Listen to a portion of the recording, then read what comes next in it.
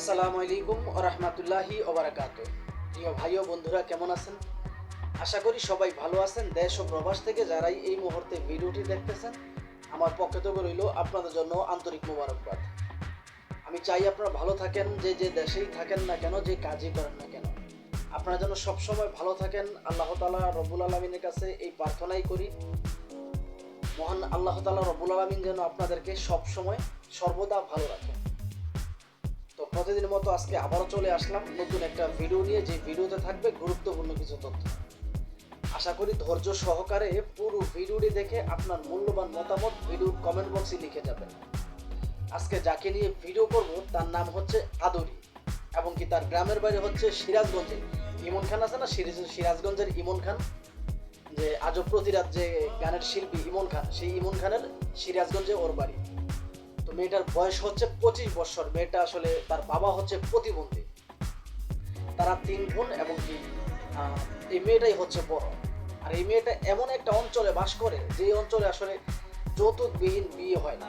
শুধুমাত্র এই মেয়েটার অঞ্চলে এই বিষয়টা কিন্তু এরকম না, আমাদের গোটা বাংলাদেশেই এখন বর্তমানে আমরা দেখতেছি যে আসলে যৌতুকবিহীন বিয়ে হয় না। যদিও এই কথাগুলো এই মেয়েটার আমার না, এই মেয়েটা দাবি করতেছে যে আসলে ও এমন একটা অঞ্চলে বাস করে, যে অঞ্চলে আসলে যৌতুক ছাড়া মেয়েদের নাকি বিয়ে হয় না।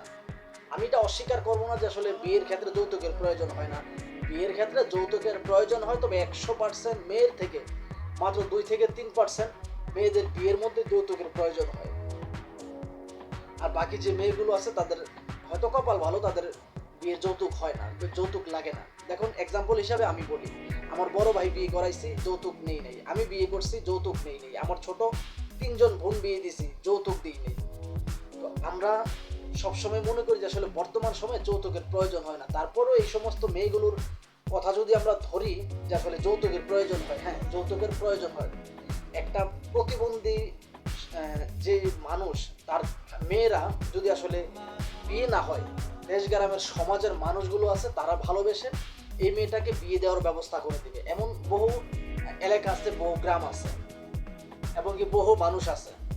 তাই বলে প্রতিবেদনের নামে ডিজিটাল ভিক্ষা, এটা তো কখনোই মানা যায় না।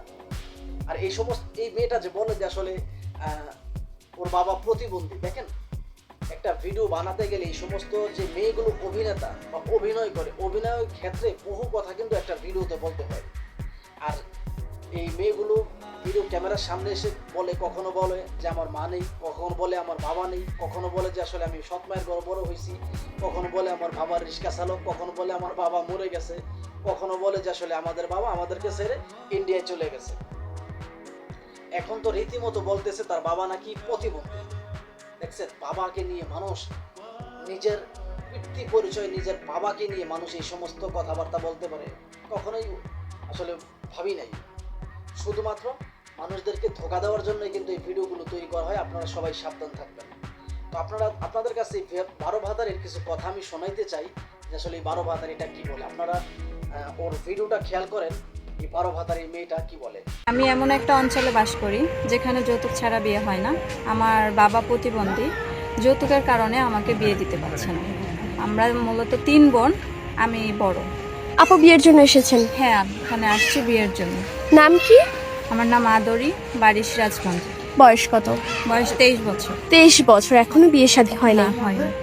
আপনি বলেছেন আপনার বাবা প্রতিবন্ধী। হ্যাঁ, উনি প্রতিবন্ধী। কি জন্ম থেকেই প্রতিবন্ধী? হ্যাঁ, উনি জন্ম থেকেই প্রতিবন্ধী। উনি হাঁটা চলা করতে পারে না, বিছানাতেই থাকে। বাট আমার মা মানুষের বাসাতে কাজ করে আমাদের 3 বোনকে বড় করেছে। বিয়ে বসবেন, হ্যাঁ। কেমন ছেলে চান? তার বয়স কেমন হতে হবে? দেখতে কেমন হবে? বয়স কোনো ফ্যাক্ট না, যে কোনো বয়সেরই হতে পারে। আর সে মূলত ভালো একজন মনের মানুষ হতে হবে। টাকা পয়সা না থাকলেও চলবে, যে আমায় ভালোবাসবে, কেয়ার করবে, আমাকে আগলে রাখতে পারবে, আমি এমন একজন মানুষ চাই। আশা করি এই 12 ভাতারের মূল্যবান কথাগুলো আপনারা শুনতে পারছেন। দেখেন, বর্তমান সময়ে যৌতুকের প্রয়োজন হয় না, আমি যতটুকু মনে করি। কেননা আমাদের এলাকা 2-4-5টা এলাকার মধ্যে আমি দেখি না যে একটা মেয়েকে বিয়ে দিতে যৌতুকের প্রয়োজন হয়েছে। আমাদের 5টা এলাকার মধ্যে আমি ধরলাম, দেখি নাই আমার। কিন্তু কোন এক অতীতে একটা সময় যৌতুকের প্রয়োজন হইতো, 90-এর দশকে যৌতুকের প্রয়োজন হইতো। একটা রেডিও, একটা সাইকেল, কিংবা একটা ডেস্কের, একটা সেঞ্জার, আমাদের গ্রামের ভাষায় বলে, এই সমস্ত জিনিস আসলে যৌতুকের প্রয়োজন হইতো। কিন্তু বর্তমান সময়ে যৌতুকের প্রয়োজন হয় না। তারপরও এক্সাম্পল আমি ধরে নিলাম যে আসলে যৌতুকের জন্য ওর বিয়ে হয় না, তার জন্য কি ভিডিও করতে হবে? এটা কোনো যুক্তির কথা?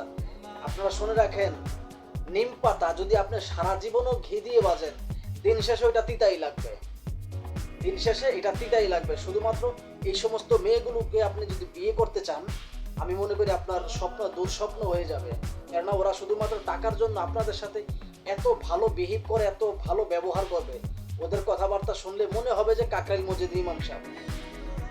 এতটাই পাক পবিত্র মেয়েগুলো, ওদের কথাবার্তা শুনলে মনে হবে, কিন্তু যখন দেখবেন যে আপনার কাছ থেকে মোটা অঙ্কের টাকা নিয়ে আপনাকে ব্লক করে দিছে, তখনই বুঝতে পারবেন যে এটা আপনার, ওকে বিয়ে করা কি আপনার স্বপ্ন ছিল নাকি দুঃস্বপ্ন ছিল। এবং এই সমস্ত যে মেয়েগুলো, ওরা বিশেষ করে কখনো নাম্বার দেয় না, নাম্বার দেয় ইউটিউব যে কর্তৃপক্ষ, ওদের নাম্বার দেয়। আর ওদেরকে ভাড়া করে আনা হয়, মূলত ওদেরকে কিন্তু ভাড়া করে আনা হয় 500 থেকে 1000 টাকা ওদের পারিশ্রমিক হিসেবে বেতন দিয়ে কিন্তু ওদেরকে ভাড়া করে আনা হয়। আর এই ভিডিওগুলোর যে অরিজিনাল কর্তৃপক্ষ, ইউটিউব কর্তৃপক্ষ বা ফেসবুক যে কর্তৃপক্ষ, এই দালালগুলো, ওদের ব্যবহার যে ভাই কতটা ভয়ঙ্কর, আপনারা ওদের ব্যবহার না শুনলে জিন্দিগিতেও বুঝবেন না। আর এই সমস্ত মেয়েগুলোর যে কত বড় ভয়ঙ্কর যে আসলে ওদের ব্যবহার, ওরা যদি কাউকে একবার গালাগালি শুরু করে, তাহলে বিসমিল্লাহ বলে শুরু করে, আলামতারা দিয়া শেষ করে। আপনারা বুঝে নেন যে আসলে আমি আপনাদেরকে কি বুঝাইতে চাইছি। ওরা বিসমিল্লাহ বলে কিন্তু গালাগালি শুরু করে, আলামতারা বলে গালাগালি শেষ করে। ওরা এতটাই ভয়ঙ্কর। তো এই সমস্ত মেয়েগুলো থেকে যদি আপনারা ভালো থাকতে চান, ওদের কাছ থেকে দূরে থাকতে হবে। কেননা ওরা কি এমন কালো ব্ল্যাক ম্যাজিক জানে আমি জানি না, যে আসলে যেই পুরুষ তাদের সাথে কথা বলে, সেই পুরুষে নাকি ওদেরকে টাকা দিতে হয়। এটা কি ওরা কি জানে আমি আসলে জানি না। তো আপনারা যথেষ্ট পরিমাণ ওদের কাছ থেকে দূরে থাকবেন, ওদের ভিডিওগুলো আপনারা কখনো দেখবেন না। এবং ভিডিও যদি চোখের সামনে চলে আসে, স্ক্রল করে চলে যাবেন, আসবেন না সামনে। কেননা এই সমস্ত মেয়েগুলো আপনাদেরকে কথার মায়ায় ফেলে আপনাদেরকে ধোকা দিবে, সর্বোচ্চ হারিয়ে দেউলিয়া হবেন আপনি, দিন শেষে লাভবান হবে এই 12 বাজারি মেয়েগুলো। তো যাই হোক, এই ভিডিওটি আসলে কাউকে উদ্দেশ্য করে বানানো হয়নি, শুধুমাত্র সতর্কমূলক ভিডিও। প্লিজ কেউ খারাপ মন্তব্য করবেন না। ভিডিওটি ভালো লাগলে লাইক, কমেন্ট, শেয়ার এবং চ্যানেলটি সাবস্ক্রাইব করে আপনাদের পাশে থাকার সুযোগ দেবেন। আল্লাহ হাফেজ।